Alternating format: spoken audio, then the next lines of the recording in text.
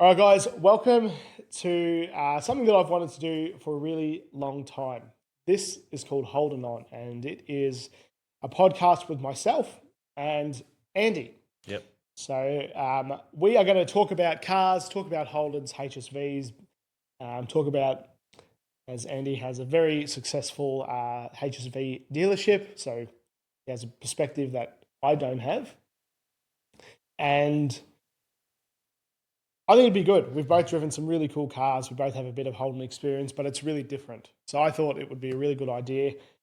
And if anyone has followed along, they know that I can talk, probably to my detriment. But anyway, Andy come up with a genius name. Holding on. Yeah, perfect. That was Because way I better. feel like we're both holding on to Holden. We don't want it to die. It's 8 years now, and obviously I'm buying heaps of them and selling a lot of them and making a lot of people happy. And Yeah. Deacon's buying a heap of older ones and he's restoring them. So it's that's right. Yeah, they're both enjoyable processes, I guess. That's right. To follow along with.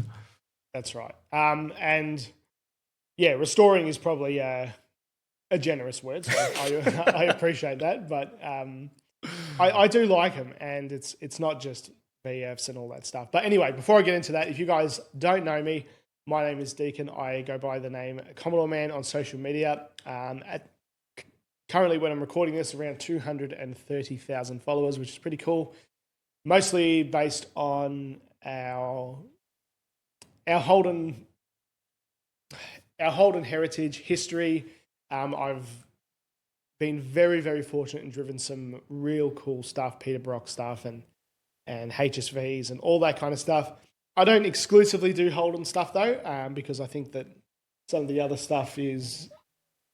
Put my phone on. That's all right. It's probably not going to stop. That's all right. Some of the other stuff, Ford and Chrysler, is important to the Holden story.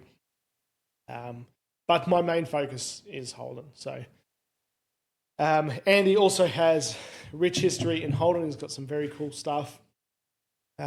We're sitting next to sitting on top of some of the rarest HSVs that were ever made in this building, which is really cool. Anyway, be nice to us, guys. This is our first podcast that we've done with anything. We're literally winging it. I bought all this equipment a few months ago. I've made a couple of quick videos just on the cars that I've had. My plan was to do a podcast, but it's just been that busy. I literally haven't even had time to plan it. And then Deacon reached out 2 weeks ago and he's like, "Hey, do you want to do a podcast?" And I thought, you know what? I got all the equipment. Exactly. So, at least it's come together pretty quickly. Yeah, that's right. We've worked it out. Deacon's got a few things we can talk about. Exactly. So we'll get a little table here and all that, but just for today, I'm going to use my phone. I'm very professional, I know. So, but yeah, be kind to us, guys. It's our first time doing this stuff, and in the future, once the name's out there a little bit, I'll post on Instagram or whatever and get you guys to comment along. I'd like to do some things like find some Facebook Marketplace ads that are ridiculous, like that kind of thing. I think that'd be a good idea. There's plenty of those. And, speaking live like this is a little bit challenging sometimes because you're pretty much doing it off the top of your head. You want to make sure you don't say something racist or something controversial. Always edit it out. Yeah, well, that's all right. No, and you want to... We'll be right. Yeah. Try and make it, interesting as well. Yeah. So that's the challenge that we've got today. I've talked about myself enough. So what Andy does? So a few people might know me. I'm Andy or Andrew Vassallo. I own Auto Trade Agents. I started the business, would have been 3.5 years ago now. It wasn't what it is today. It took ages to get it to where it is now. But I started off with a service where I'd help people sell their cars, like any sort of car. I'd go out to their house, take photos of their cars, list them for sale, deal with all the inquiries, do all the inspections, and charge them a fee. So it was good. It was a good concept, and I guess it helped me get to where I was today, but it was hard work, especially dealing with people and their expectations, and yeah, it was hard. Yeah, right. I didn't know that. Yeah, so we I just kept pushing though, and then I got a smaller factory in Tullamarine. Would have been 2 years ago now, I reckon. What was it? It was Feb 2022 I got it. So I was in there for a little bit, and then I started buying a few cars. Not really buying HSVs. I was just buying, a little bit of everything, like heaps of, cheap cars. And like it was okay for a while, but man, it was hard work selling like Mazda 3s and just normal run of the mill stuff, 20, 30 grand cars. I found it way harder to sell than selling the HSVs. Just different people, different clientele. So anyway, and then after, what would it have been? September. It was September last year, so September 2024. I saw this place come up for lease, and it's on a main road, good location, really nice showroom, heaps of office space up here. And I always had the idea to do the podcast, and I knew I'd end up getting a few more staff, so we had heaps of office space upstairs to put everyone. So I took the lease on, and it was like double and a half what I was paying at Tullamarine. So I knew something had to change. And I don't know, you just pretty much had to put my balls on the line and go hard. So I just bought a heap of HSVs, and because that's what I love, that's what I know. Like even before doing this, I had 52 cars, and I reckon I didn't know that. I reckon for probably 45 of them were Holden or HSV, but the majority being HSV. Like I had a few SSs, Calais, but had a lot of HSVs, heaps of coupes, heaps of had a few VFs. And if I'm correct, not one V6, is that right? No, never. Oh, wait, no. I had a VE Calais V. Oh, yeah. 2011 Series 2. That was a V6 sunroof. How long did you have that? Not that long. 6 months, 8 months. Oh, right. Well, that's more than I expected. I feel like if you've heard me talk before, I always say like I have like some sort of illness. Like I'll get an idea in my head and I'll just go hard. And I'll get what I want. I'll buy something. It might need like a little bit of work, and then I'll, get enjoyment out of tidying it up. I'd drive it around for like 2 or 3 weeks, and then I'd be like, all right, I'm going to sell it. And I literally did that, for a long time. Probably from like pretty consistently from, would have been 2015 to 2020, 2021. It's interesting you say that because all of my friends, I've got some mates that are very similar, like quite successful, and their approach to cars is exactly the same. Yeah. Like you get so excited about it, you buy it at auction. Doesn't even matter really the dollar value of it. You buy it, fix it up, paint it, new interior, new motor, and then it's just parked. Yeah. It goes out every now and then it's on to the next thing. But I think one thing I've stuck with, like I've had a HSV coupe. Oh, the probably since, I reckon 2019 I bought my first one, or 2018, I can't remember. I bought a black GDS coupe with red leather from Tassie. Awesome car. But since then I've pretty much always had a coupe. So, and I've still got the coupe now, build number 1 GDS coupe VY. So that's cool. That's getting painted at the moment. I did not know that it was build number 1. That's cool. Yeah. I think, no, you would have seen build. It was cooked. I had VX GDS coupe in yellow. Yeah. That was build number 72, immaculate car. That was the longest car I've had. That's almost right. Ever. That might be probably the first one. Had it for like 5 years. Anyway, and then a few things happened. My mate had a VY GDS coupe, the one that I bought after the VX. I had a 6-litre with a blower, had the original motor aside. And he came to me and said, I want to trade it in and get a GDSR. Found him a GDSR. I took his coupe. Then I had a customer come in and he looked at all the VFs and he goes, the only car I want in here is that GDS coupe. So I did a deal with him. This all worked out like within 2 days. It was crazy. Right. It was meant to happen. So he took that. I had the one with the 6-litre and the blower for like, I don't know, not long. I painted the front and I got it retuned and I didn't really do much else. And I sold it after 2 months. And then build number 1 came up and I got it for a reasonable price. It was a one owner car. All the certificate they come with when they're new, all this paperwork, books, awesome. But the car was used for tarmac rally, so the body was hammered. Like it hadn't been painted, but it was. What color is it? Yellow as well. Okay. Yellow with yellow trim. Oh, that's good. Factory sat nav, not that you're going to use it, but it's cool to have. Yep. Holden assist as well. Oh, yep. Holden assist. And yeah, so now it's getting painted, so it's going to be, perfect. And I have it all done. I got 2 people handing me for it. I don't want to sell that one though. No. I won't forgive myself. I sold the green W1, but that one I don't. Yeah, I'm surprised you sold that. I only learned that. So am I. Yeah. I didn't really want to do it, but I don't know. It's just what I do. It's the way my brain's wired, and my brain and usually wins over my heart decision. Yeah, it was cool to have that. Look, I've still got 2 downstairs if I want to drive. yeah. one. Well, that's right. So I'm just kind of like getting off the W1 train a little bit. Yeah. I'll still drive them, but now that the green one's gone, I'll just like wean off it. So Andy is much smarter than I am when it comes to that kind of stuff because I have, I bought my first factory. Compared to the value of cars that were in it, was so expensive. Yeah. And my heart usually wins over my. Probably, I wish I was like that. Well, I've had that. If you guys follow me, I've had that red VN 5-litre 5-speed. It's been years, hasn't it? Yeah, 2017, I reckon. Oh, there you go. We put the motor in 2019. Yeah. I have driven it once in the past 12 months, I reckon. And it's just such a, anyone that has done up a car like that, sometimes. Did you build the motor? I didn't, but it was built. Yeah. Oh, yeah. So it's cam. Is it heads cam or just cam? No, it's got flat top pistons and big frame 304 bit of comp in it. Yeah.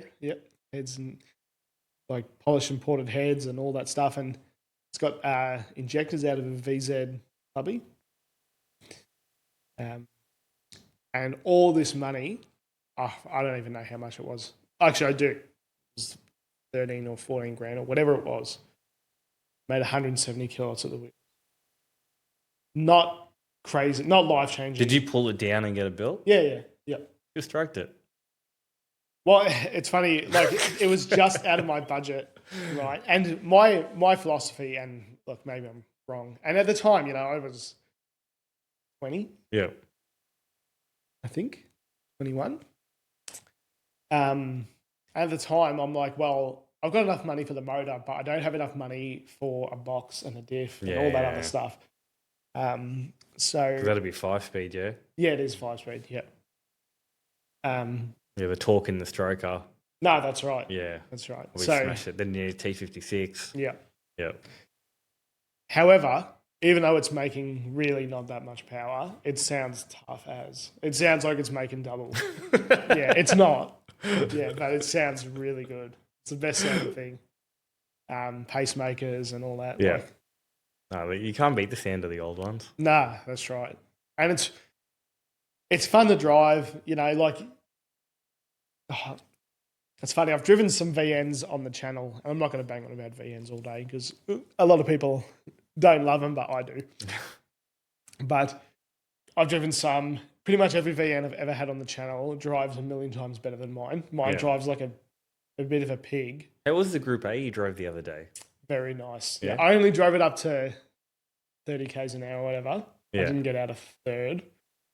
Just because of the value of the car, insurance, and how many k's were on that one? Very few, 18,000 maybe. Oh, far out. I think Big dollar car. Yeah. And because it's at the auction house, and I completely get it, completely understand. Yeah. You don't want to.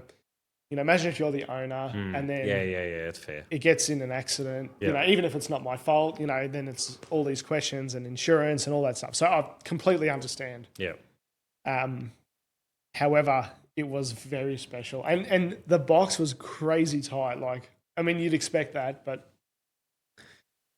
what is it? It is a T56. There's ZF. Ah, that's it. ZF 6 6 speed in that van Group A. Yep. I had a guy trying to sell me one for the last few months. 128,000 Ks. Literally just sits in a shed. Yeah. Well, that's what they all do now. Yeah. I think there's a handful out there that were daily driven back in the day, which is kind of cool. now. You know, if you got to Yeah, see, you'd think a lot of them would have been, even the walkies. Yeah. You know what I found though? Like a month ago, like I said, I just get an idea and I'll go hard at it for, a period of time until I get over it or until I find one. Yeah. And I was looking for a walkie. Oh, yes, I remember you mean. And honestly, trying to find a good one, like either good condition or to have matching numbers or to have like to get one matching numbers with books in good condition. Like I think they're the ones that are actually pulling big money, 250 plus. Yeah, yeah. But a lot of them, like, how do they all have low Ks? Like, it's just, I don't know, man. There's too many question marks for me to comfortably buy one. There's just too many. Like, they're all like 70, 80,000 Ks. Yep. Well, there was one. I don't know. I just got I was at too much fear to go dropping 200K on one. No, well, that's right. When I was at Burns and Co. Auction house the other day, and they had two walkies there, genuine ones, that had just been sold. I don't know the exact figure, and they probably wouldn't say, but it was a record breaker, I believe. One of them was more than what you said. There was one, I was there a few weeks ago looking at that HG, but they had one with 91,000 Ks. I can't remember the Ks on it. No, they probably would have had it. If it was a record breaker, wouldn't have been. I think that went for 180. Yeah, maybe. I think this was quite a bit more than that. Yeah. And it was part of one massive collection. Yeah. Some bloke had I'm just making this number up, but I think he had like 25, 30 cars. Yeah. Something like that.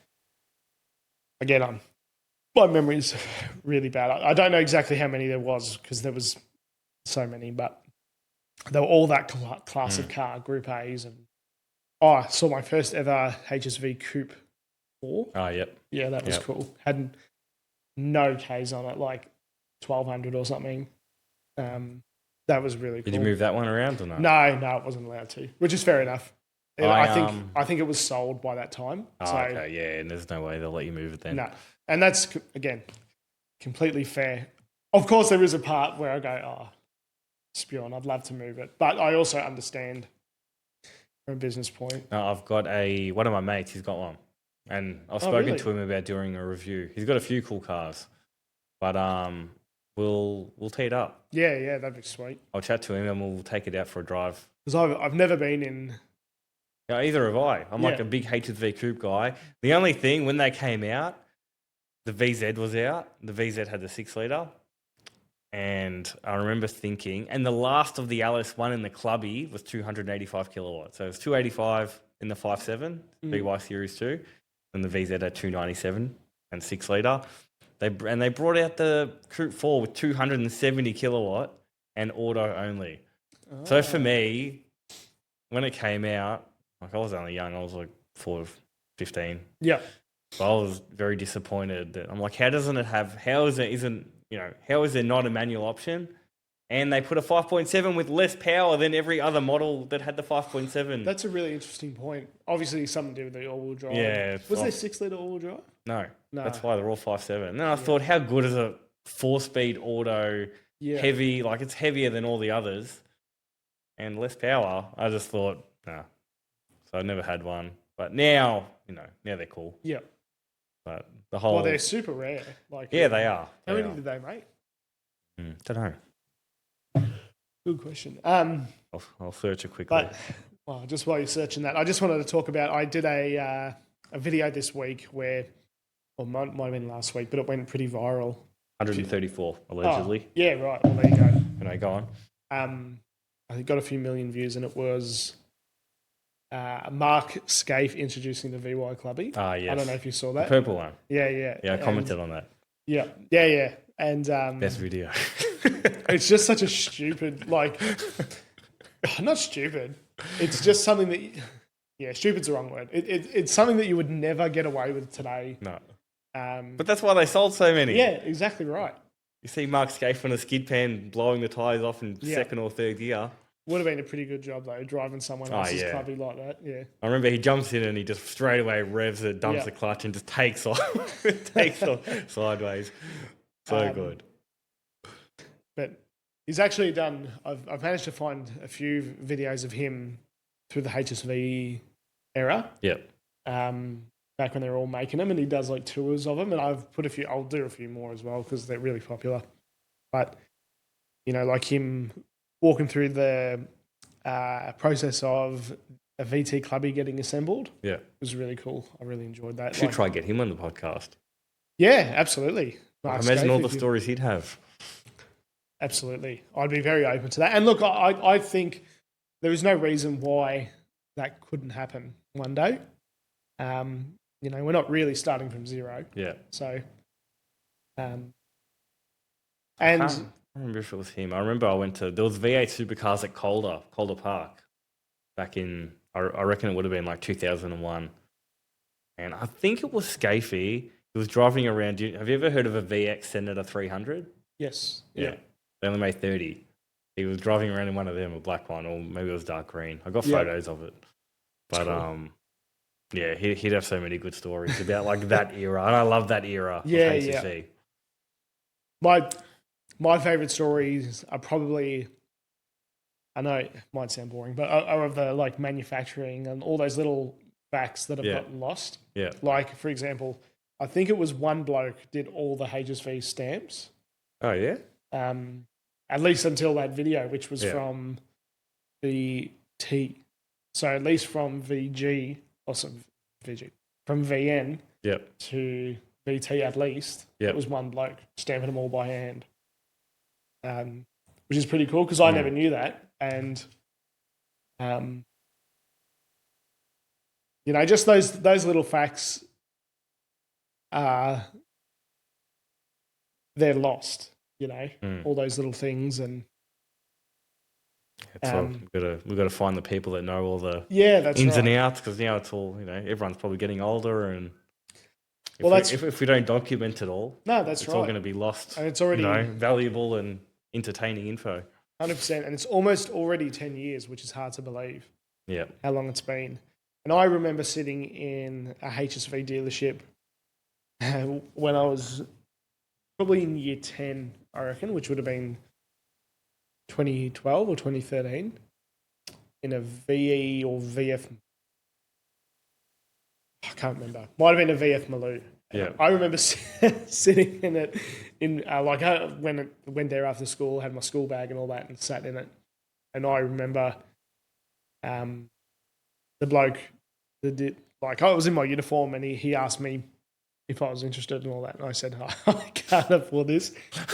And he goes like, oh, it's just like $100 a week or something like that. Yeah. And they make it sound cheap. I know. I was like 16 or 15 or something. But anyway, that was in Winter and Taylor, I think, in Geelong.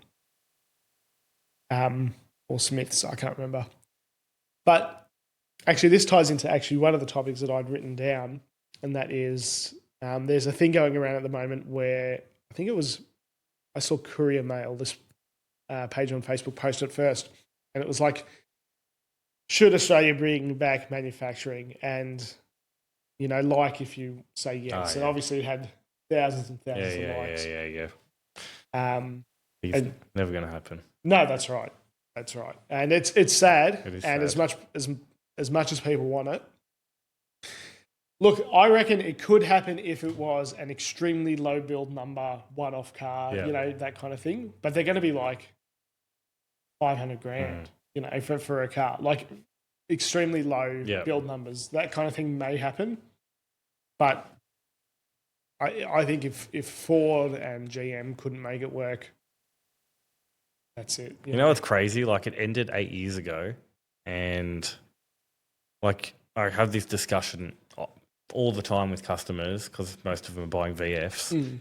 Like, you look how good a VF is.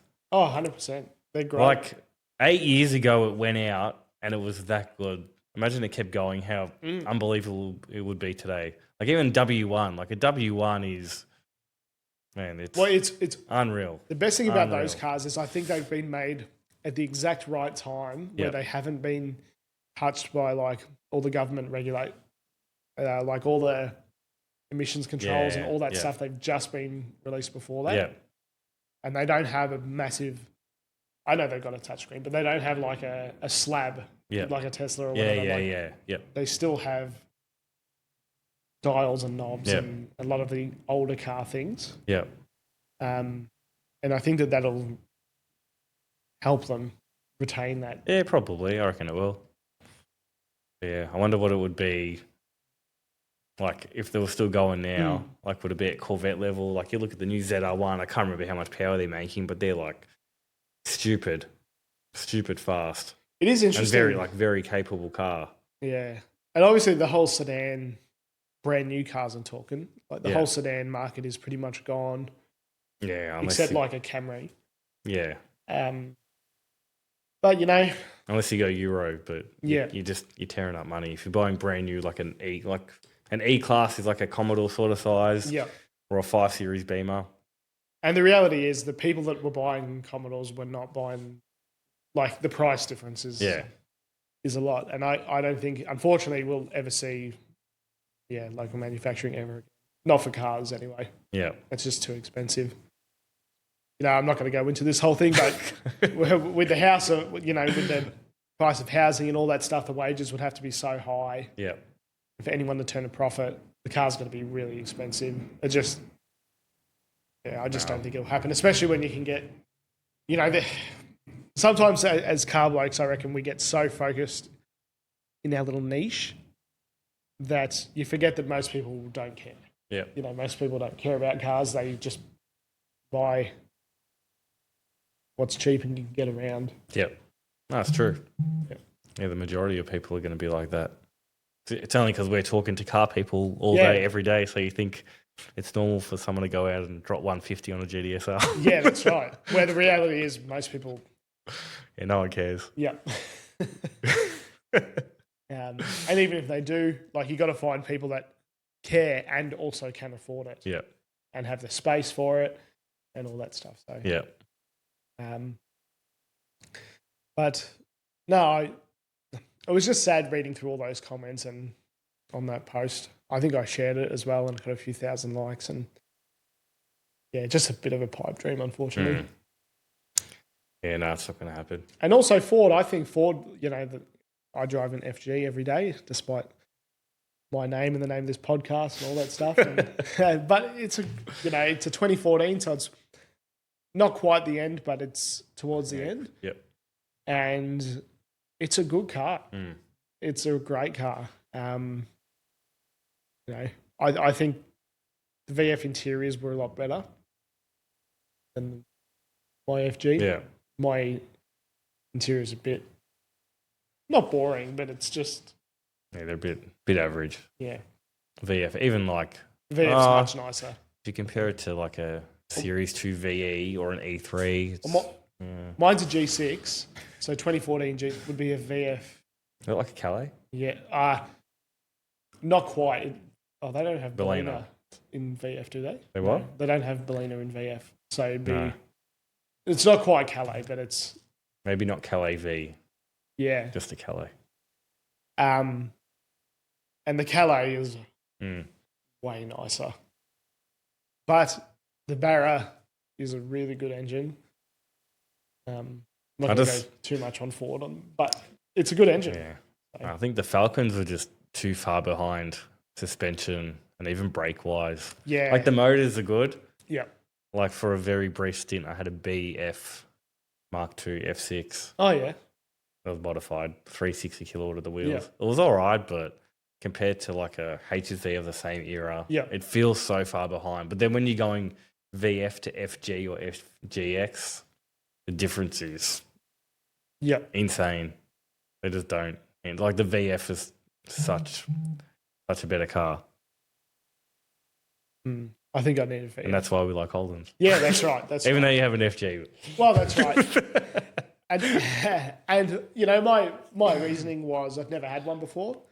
I don't want to put Ks on any of my Holdens, like daily driving Ks. Yeah. I like the FG, it's reliable, but I don't, I care about it, I don't want to, I still park away from other cars in the car park, but at the same time, I don't, I can drive it in the rain. I don't care. Yeah. It's the perfect thing for that. I get it. And it's also good to, experience it from the other side.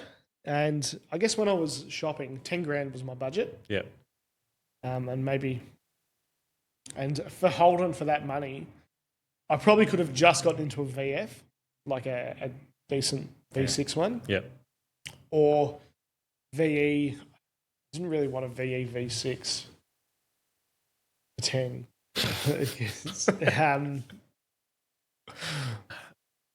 And VSS for 10, I'm probably getting Be ready. a bit of a ratty one. No books, 280,000 Ks. Yeah, that's right. And then if you go and spend a nice one, then it kind of defeats the purpose of me buying a bit of a daily. Yeah. So, I don't know. Yeah, I've always considered getting. I've had like Holden on HSV dailies before, but they've never lasted long. But I have thought recently, should I just get one? But I'd want a VF, and I just can't be bothered with all the theft. Like you can put all the alarms. Oh, and that's true. That's you can put all that in it, but still, you're still getting your front guard cut, like your guard liner cut open. They break your lock. If it happens once, I'd just be cut, and I'd sell it. Well, that's something else we can touch on. I hadn't even thought of that.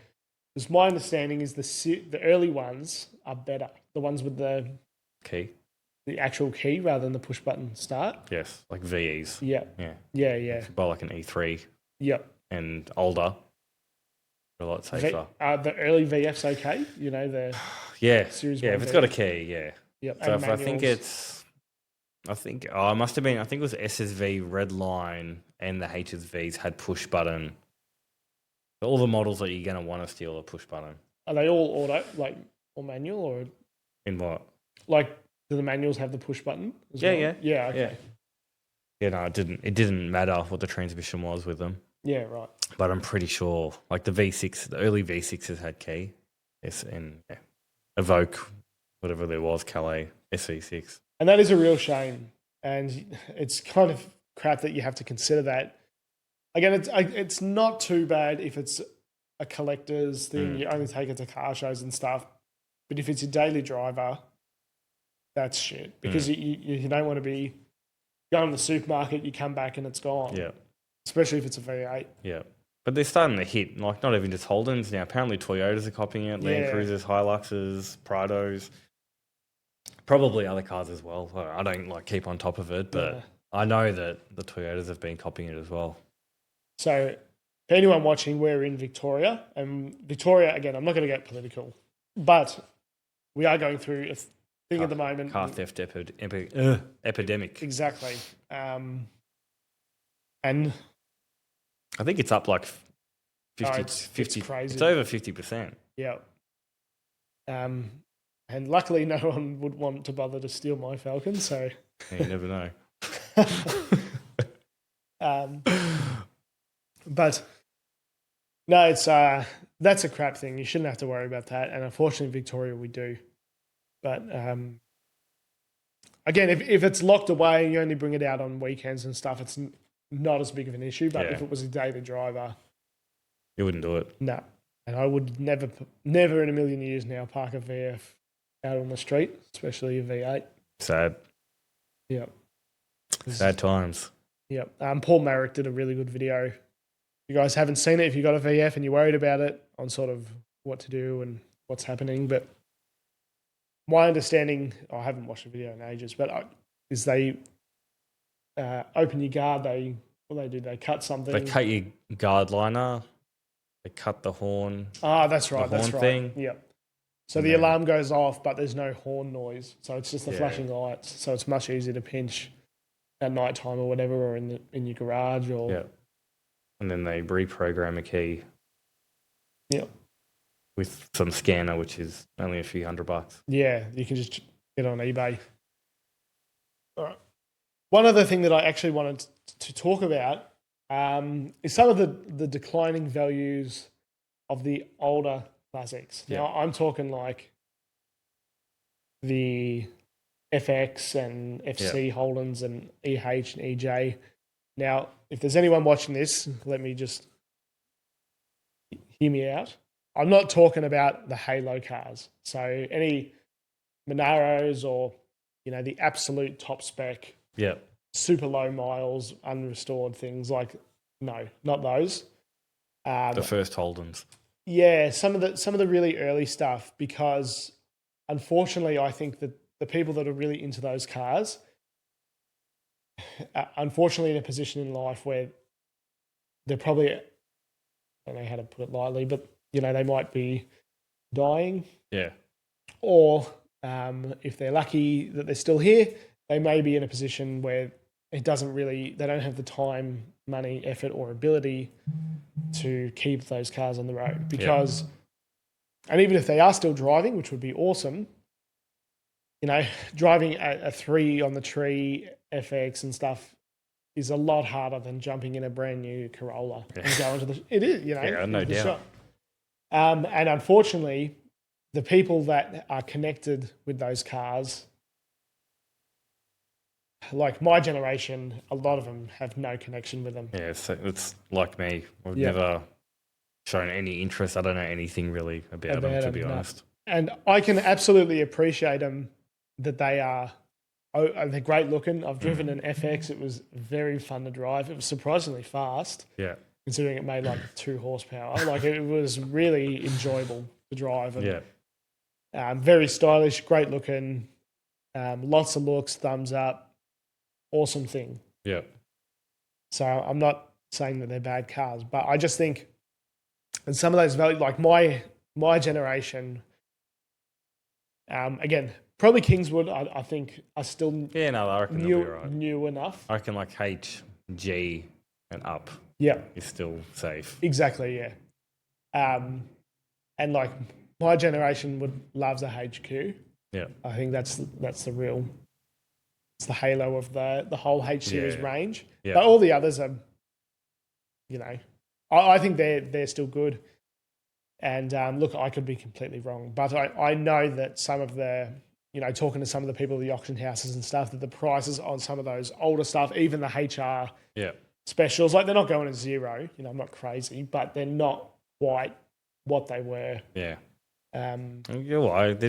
They weren't. Look, this is just my opinion. I said, I don't know. I'd never even looked into them. I got absolutely no interest. But they're just a little boring, I guess. Yeah. Like, they're not, Or when they started bringing out Monaros, you can get them factory 350 or 308. Exactly. That's a different. Then the Tiranas, like, they were tough cars. And, they obviously makes them desirable. Those, besides being the first sort of run of Holden, there's nothing that's very attractive. That's right. And I think a lot of the older boys, they might not, or maybe they do, but, my generation doesn't want an FX. Yeah. As cool as they are, again, I liked them.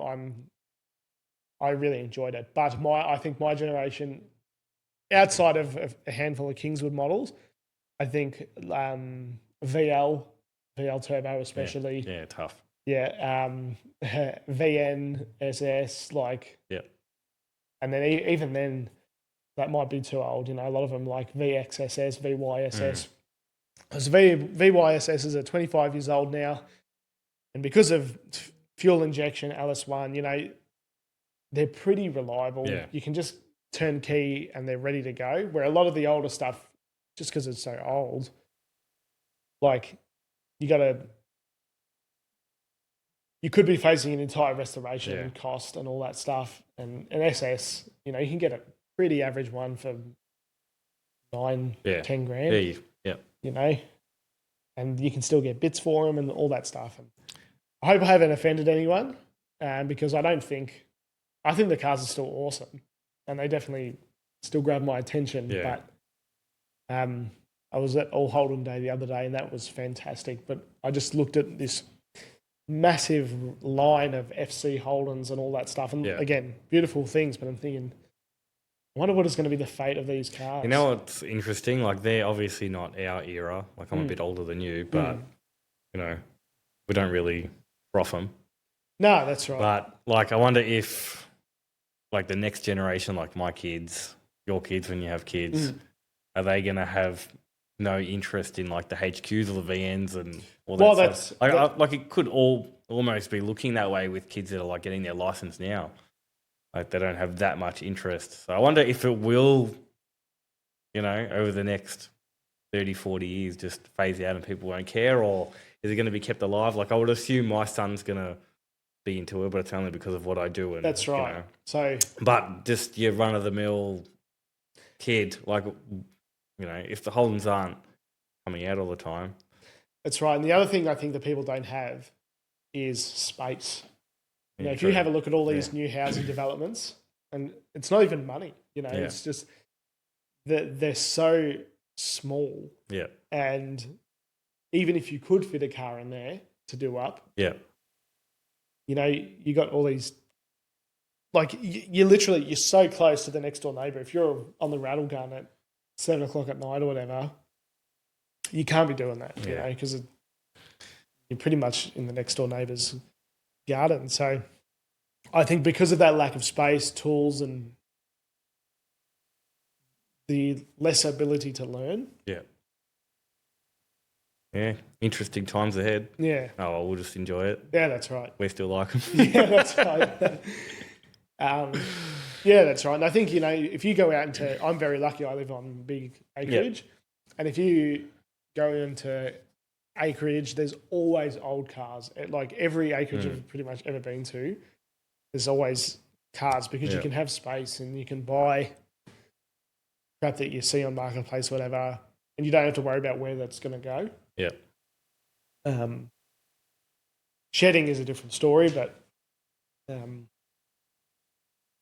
no, it's really interesting to me the value of them. And what's your I guess if you're going to buy, let's say something. That's a good question. Let's say something pre-VF. What would you buy? Like, what's probably your favorite Holden or HSV? Pre-VF.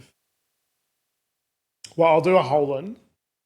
The one that comes to mind immediately, if I was an investor, again, don't buy it for money. Like okay. You're getting the car brand new and you can never sell it. Okay. Well, the one that comes to mind, I don't know why I'm thinking this, but the first one that comes to mind is a hothouse green VYSS. I don't know why that's been my first thought. Manual? Yeah, of course, yeah. I do like a manual SS. It would have to be a halo colour like that. I think you can still get them now for reasonably cheap, and they hold their value pretty well. Yeah. Although during COVID, I know someone that sold a Cosmo purple VYSS with 260,000 Ks for like 26 grand. With that's no leather ludicrous. seats. They're like 40 grand new, 42 grand or something. Yeah, that'd be a 10 grand car now. I don't know where I'd go. Like I'd probably say, I won't count it because I've got it, but VY GDS Coupe 100%. Yep. But otherwise, it'd be very tough between VX GDS sedans, my favorite GDS sedan. So black with the leather Coulsons and sunroof. Yeah. Or cherry black VS GDS. Oh yeah. Manual, also leather sunroof. Well, I don't know. I'd have to flip a coin. I'd be happy with either, but yeah, they're sick. I like anything GDS. Like I was just brought up on GDS. Do you know they had I think it was in, could be getting it wrong, but I'm pretty sure they had a VN GDS in New Zealand only. Did they? Never heard that. I believe they were all V6 auto. Oh, it's not a GDS. I'm pretty sure. That's a dealer sticker pack. Yeah. What about the VP GDS? What do you reckon? Good looking things. Yeah, they are, aren't they? Yeah, they've aged very well. Yeah. Nice wheels. And there's one on car sales. I think it's a little bit overpriced. Have you seen it? No. It's online. I'll have a quick look. I think it's like 96K. This is what I like about cars, guys. And if you're following along, Andy and I both like Holdens, but we do have a little bit of a different taste. Maybe Andy has a better taste because his taste is expensive, rare HSVs, and mine is. like just automatically in my brain, if I'm thinking any VP that I want, my first thought is a VP Calais, not a HSV. Not the big dog. No, it'd have to be a 5 litre though. Look at this one though. I'll see if when I put the video on. I'll put the ad into it, but like that black color VP GDS. Oh, yeah. But I love when they've got the huge twin throts. Oh, really? I didn't know they had that. Yeah, VN Group A twin throttles. 100,000 Ks, 104. It's a tough car. They only made 130 of them. That's cool. If that was manual, yeah. So one thing about the older probably would have sold it by now. Yeah. But 98 grand. It's a lot of money for a VP. So one thing about the older HSVs, they built them in such smaller numbers than the newer ones. Yeah, well, pretty much up to VE. They were all very, very limited. Like, I don't even think there was a run of GDSs with over 300 built. How many GDSRs? VS? Oh, maybe VS. But, like, I think 500, there was definitely nothing over 500 GDS-wise. VRs, can't remember. I think it was less than VS. I'm very, very fortunate, guys. I've driven, well, both of us probably. I'm sure you have, but I've driven a few GDSs, and they really do feel special. Yeah, they're good. Yeah. That was like my first family HSV. Yeah, VS GDS. Yeah, my dad, silver one. It was the best. My dad, he was the best sport. So I was 14, so we would have got it in 2003. And when I turned 16, my dad used to like take me and my mom. I used to drive on my L's. We used to go Chapel Street. We used to leave at 11 o'clock at night and go because Chapel Street was hectic back then. That's cool. I mean, I used to go driving around till 1, 2 in the morning with my dad and all my mates in this GDS. It was so good. Like when I think about doing that now, I don't think I'd want to do. I wouldn't want to do that going out that late. Like we kept doing it once I got my P's, but that's cool. Yeah, very good memories. I have a different Holden story. My old man, actually, I don't know if I told you this. He used to work at Holden at a dealership in Ringwood. Yeah. And he worked there for ages. And I remember he bought. Oh, actually, sorry. I've just had two memories. One, he had a Holden Jackaroo, brand new. You know those? Yeah. And SUV. Yeah. It was probably the second week he had it. He took it off roading, and I don't know what happened. He went through like a little riverbank thing, and he waterlocked the motor. And then because he worked there, I think they bought it off him. That's the only, I can't remember any more about that car, but I think he got written off. But he also bought a brand new VY S-Pack. I remember that. It was red, and I remember changing gears in it in the passenger seat. Yeah. He also had a VZ Clubby, brand new as a work car. Yeah. He spun out in a field. Probably shouldn't have said that. Bit of a hoon. Well, he isn't normally, but I think that, sometimes when you drive... Was it Clubby manual? Yeah, good. But sometimes when you're driving those cars, they really, and even I'm guilty of this, is they kind of... They G you up. Yeah, they activate something in you that is not activated if you're driving a Corolla. Yeah. Because the car's almost egging you on. Like it's wanting to go. Yeah. I think being a manual is probably a big part of that. No, definitely. Yeah. Yeah, driving a VZ Clubby with that 4-speed auto, you wouldn't be that excited about it. Nah. And look, I have to be honest. Like, I am okay with autos and manuals, and, my Falcon's obviously an auto. I've got a few autos. I don't mind autos, but it's a completely different experience driving the HSV autos versus the manuals. I think it depends on the model too. Yeah. The 4-speed auto was never any good, really. Nah. Yeah. Like you at least need a VF. Yeah. With a 6-speed auto. But the LSAs, like I was always flat out manual. Driving an LSA auto is good. Yeah. Like I'd still probably pick manual just because I was always a manual guy. But it's like 55-45 split. The autos, like I wouldn't be mad if I found a really nice auto one and I decided to keep it. Yeah. Not that would happen, but if it did happen, I wouldn't be disappointed having the auto. I did have a really fast auto one, 2650 blower VF that made 600 kilowatt at the wheels. It was so fast, man. With the auto, white sunroof. I bought it for.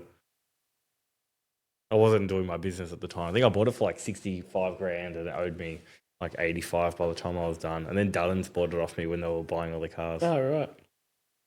They paid like almost 100 grand. You know why I sold that car? I was backing it into my parents' house and we had bollards. I wasn't concentrating. This is how impulsive I am. Yeah. And I was reversing, just touched the bollard, marked the bar, got out, looked at it. I was like, you know what? I'm not getting it fixed. I'm just going to sell it. It was sold like 2 hours later. I'm very, very impulsive. If I have to put fuel in a car, I'll probably sell it. I don't know if I told you, I've had one HSV. I had a... the Maloo. Yes, I had a VY-R8 Maloo. God, I'm going to get these numbers wrong. I think I paid $8,000 for it. And you couldn't sell it? 2016. No, Is that the one? That's the one. I put it up for... I got it detailed. It was a really good one. I had 160,000. Yeah. Had the spoiler on the hard lid. Leather. It didn't have Colsons, but it had leather seats. But they weren't... Yeah, I know the ones. Yeah, I don't know what they're called. I know the ones. Was Series 1? I can't remember. 285 or 260? 285, I reckon. Series 2. Yeah. But they were real angular seats. Like, they were the right seats. Yeah. It was auto, which is probably what hurt it a bit. Had the dials, and God, I'm going back a while now. And it was, I think I put 13 on it after it was roadworthy registered. Yeah. I was bought it because I thought, this is cheap. I'm going to make heaps of cash. So I ended up selling it for $9 grand after all that time and effort. Hurry up. And I'm not good at selling cars. Another one I had is a VN Calais 5-litre. I had it. This was 2016, I think. It was like sky blue over silver. It had the upright badge on the bonnet, the dealer option one. Yeah. And I bought that for $2 grand. Paint was really good. It wasn't a perfect car. It had a minor hit in the quarter at one stage, and it had been repaired, but it wasn't amazing. But it was a cheap van. It had leather interior, factory leather interior. It was pretty cool. And that car was for sale for probably 5 months. And in the end, I sold it for $2,800 with 12 months rego and a roadie. Yeah. So I don't think I made any money on it. But it was a good-looking car. I've had a few like that, don't worry. Yeah. Or you lose a bit, but... No, that's right. It's more just for the fun of... Well, that's right. Tidying it up a bit, driving it. And I put pacemakers on it. I put a stall in it, which was ridiculous because I didn't know what I was doing. Yeah. Oh, no, sorry. No, I didn't. I bought one. Didn't put it in? No. And then I think I bought it. It was just an impulse buy. And I'm thinking, bought a stall for a stock. What am I doing? I was only 18 or 19. Yeah. I was just buying, I don't know. I had a VL turbo, manual VL turbo wagon. I haven't done a V. I've never had a VL, a VN, a VP. The oldest I had Commodore wise is a VS. I wouldn't mind. I'll do it eventually. You can drive my red VN if you like. Yeah. Yep. My red. I've driven them. I've never owned one though. When I was younger, my uncle had a Atlas Grey VNSS. Oh, that was just like the best car. Standard exhaust with no rear muffler. Yeah. It was loud. Auto, and then it got stolen. On my VN, I've had some VNs on the channel which are really nice cars. Yeah. My van is not a nice. Like, it looks nice.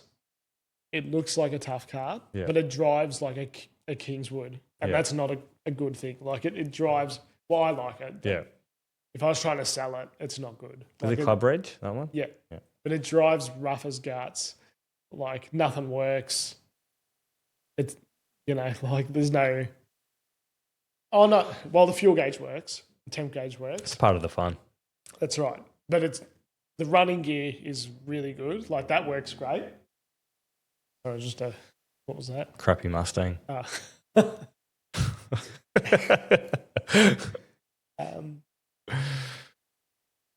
But yeah, the VN, it's like driving a Tirana or something. Like it's really rough and raw. Yeah. Which I like. Yeah. No, it's good. Trying all these different things. No, that's right. Probably one of my favourites that I've driven is a Blue Meanie, the VK. Oh, yeah. Yeah, they are good. Yeah. And it was actually fast. Like, look, compared to today's cars, no, but like it was way more than I expected. Yeah. No, they're impressive. My mate, when we were young, we were on our Ps, and he had a Blue Meanie replica, but done. Yeah. It was done really well. Had the 308, had a small cam in it. And I remember we went to Princess Highway one. Because everyone used to go Princess Highway back then. You go Chapel Street down Princess Highway, might get a few drags. Yeah. And we raced a VT Series 2 SS manual, LS1. And we beat it in this rocket. Really? I was very surprised. His car had really big top end. I remember like 4 to like 6,500 revs. Okay. Really hammered. Light car though. Yeah. Then he blew his gearbox. He had the 4-speed. Kept blowing it up. Then he sold it. I do like a VN. Oh, sorry, a VK. Yeah, no, they're tough. Probably one of the slowest cars that I've driven that surprised me. And I'm sorry if the owner's watching it. It was a great car. It was in really good nick. Very original thing. It was a VL. A Brock VL. Can't remember what it was. It wasn't a director. Group A, red? Nah. It was red and it had the full kit, but it wasn't a Group A. No, I don't even know if that's a HSV. I don't even. Spion, I can't remember. But it did have the polarizer in it. Yeah. And, V8? Yeah. 304 carby. Yeah. So not 308, like injected 304. Carbureted 304, I believe. That car was really slow. It sounded awesome and it drove really good. Everything about that car, other than that, was a 10 out of 10. Yeah. It was a really nice car. But for a Brock thing and having all the stickers all over it, it was a genuine Brock car and all that stuff. And sorry if you're watching it, but it was a great car. It was a really cool experience. It just wasn't fast. Oh, they're not all going to be fast. You don't always have to. And it was auto. Yeah. Oh, okay. Yeah. I thought it would be manual. No. It was a Calais Sport. That's what it was. Oh, yes. VL Calais Sport. Yeah. Yep. And then it had all this. Yeah, they were all red, I think. Yeah. And they had red wheels. Red body kit, red wheels. Yeah, I know what you're talking about. I know. Yeah, cream leather interior. Yeah, I know exactly what you're talking about. Yeah. All good. What do you reckon? Wrap it up there? Yeah, sure. So, all right, guys. Well, look, we'll probably wrap it up there, and please let us know feedback. I'm going to try and improve it. This is our first one. I want to get a table here, get a laptop up. I'd love to do some more interactive stuff with you guys before we start. Yeah. Like ask you some questions and that kind of thing. Hit us up in the comments if there's like things you want us to talk about or certain cars to discuss, or I don't know, comparisons of cars that we've driven. We can give our opinion on it. Absolutely. And we do plan on probably get another mic or two, probably change the setup, and we'll try to get some guests on. So it should be good fun, especially if you're a Holden or a HSV enthusiast. That's right. And when you first start in podcasts, like there was just so many things to get right. Trying to get all this right, trying to get something as simple as a table, and trying to get the framing, trying to hook this up, all that kind of stuff. So if you've made it this far, I appreciate it. We haven't really had any notes. Just Yeah, no, we literally just wing it today. Deacon just rocked up and we couldn't get the mics working for like the first 20 minutes. hopefully they work. So, I know, far out. I think it should have. I think we got it right. Anyway, we'll soon find out. Let us know what you think. I think the name is genius. Yep. Holden On. Holden On. Don't forget it. That's really They good. won't forget it. That's a good name. No, that's right. And if you guys think of anyone that we should have on, I absolutely welcome Suggestions and guests, and depends how high the reach is and all that kind of stuff. But I think it'll be popular. Yeah, I think all feedback, good and bad, even if there's something we did that you don't like, or we can do better, just exactly. Bad feedback is good, actually. As long as it's not get a haircut, which was probably overdue. Get a haircut about 6 months ago. Yeah. You know what? Just quickly to touch on that. What is it? Oh, my hair. Oh. I don't know. Like, my hair is terrible. I admit that, but I don't know what I want to do with it. Just cut it. Well, it's not that simple because now I've left it so long that if I cut it, everyone like. No, you know what you have to do. You have to shave the sides and do the mullet. Well, you have no choice. No, that's right, and that's probably what is going to happen. That's what like a true Commodore man would have as well. That's right. You'll notice it is slightly shorter on the sides. Ages ago, I did cut it, but I was too scared to go too far because years ago I had a mullet. Yeah. The secret to a good mullet, I think, is that it can't be greasy and. Yeah, well, you look like you shampoo your hair. No, well, I actually believe it's got to be clean. It's got to be clean. It can't be greasy because then it's. Yeah, that's terrible. Well, you need to have a mullet by our next video. Okay. Shave the sides. Well, on that bombshell, we'll finish. So, thank you guys for following along, watching. Hope you enjoyed it. Something new. I'd like to do it every week. I haven't even asked any of that, but yeah, we'll do it. Yeah, weekly to fortnightly, absolute max. Yeah. But we'll aim for weekly, just depending what's going on. Yep. With other commitments that we both have, but we'll make it work. Sounds good. Thanks, guys, for joining. Thanks, guys. Goodbye.